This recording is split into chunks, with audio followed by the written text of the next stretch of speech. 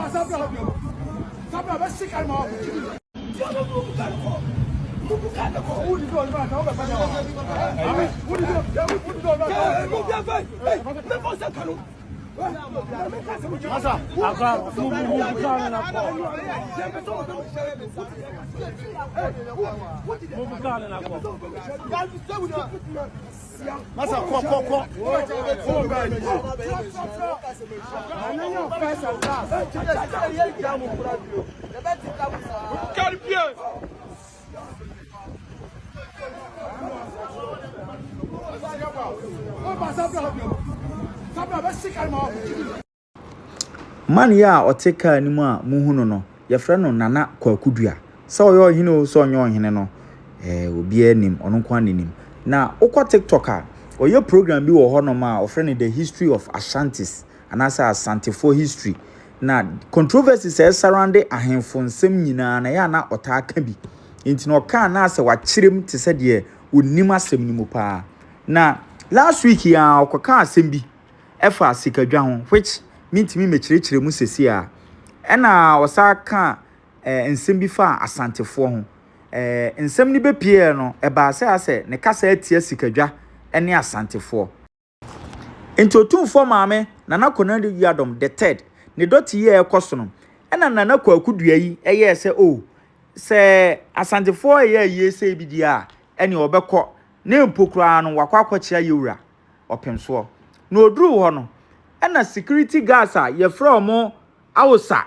omo na guard manhyia ene some security personnel bi wo honom etoche no so hwe wo kwan wo sori ana wo didi nipa atem wo sori ana wo didi Asantefo atem wo ba be den wa tuka ne ko tie no video ene ye yi a kire ma omo ka kire so tuka ne kusia magada nsem ni nyina mba bese ni media ma ha abedum Ghana so ne first time I pop into a video a mesro pa so obe subscribe no like na fi wa share so de be people so emenye bia hwe mema room fi say obe click on notification bell so de be ya upload new video bi abusia on the first person on sa ebidi kan aka obi obusa se eja kwabena Otumfuo maame Nana Yadom the third ne dot ye ena ekoso na wo hwe video na e wo screen so na hu se santene bi ba eye tepaman hene ene ne yere ena eba no ne hema ena eba no na oba wona se die enti na o ma hye fita na ahemfofo ni nyina de o ma hye tuntum well tepa ban ye nsuo ewo ho na emre bi atwam no nsuo yi eboa Asanteman ema omutimi di nkunim ewo ako a omokoye enu enti na o ma hye nsode no akoye fita enti ne se asemsi Asanteman a no ehye fita enti obi a hye tuntum a ehye fita